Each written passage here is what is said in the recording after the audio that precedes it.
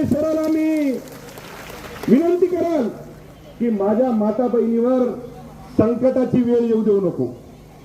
काय सांगेल? संकटाची वेळ येऊ देऊ नको. आणि जर संकटाची वेळ जर आली नाही तर ध्यानात ठेवा, काळजी करू नका. या तुमच्या भावाला फक्त तुम्ही आवाज द्या. अंतःकरणातून तुम्हाला सांगतो, फक्त विषय करा की दादा माझी परिस्थिती अशी अशी हे तुला येणं लागतंय.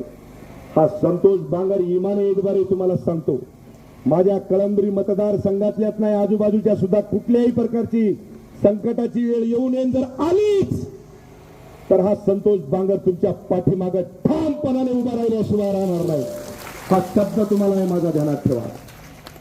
काळजी करण्याची जर खरं वस्तुस्थिती असेल आणि एखादी आमची माय म्हणत असेल की बापू माझ्या नातीचं लग्न आहे रे आणि खरंच परिस्थिती फार वाईट आहे, मी काहीच करू शकत नाही, लग्न 4 दिवसावर आलंय आणि आता करायचं तरी काय, घरात रुपया नाही, त्यावेळेस तुम्हाला सगळ्या माता बहिणीला या ठिकाणी मी शब्द देतो, फक्त वस्तुस्थिती असली पाहिजेत, माय खरं असलं पाहिजे. त्या मुलीचं सुद्धा कन्यादान हा संतोष बांगर तुमचा भाऊ केल्याशिवाय राहणार नाही. ध्यानात ठेवा. काहीच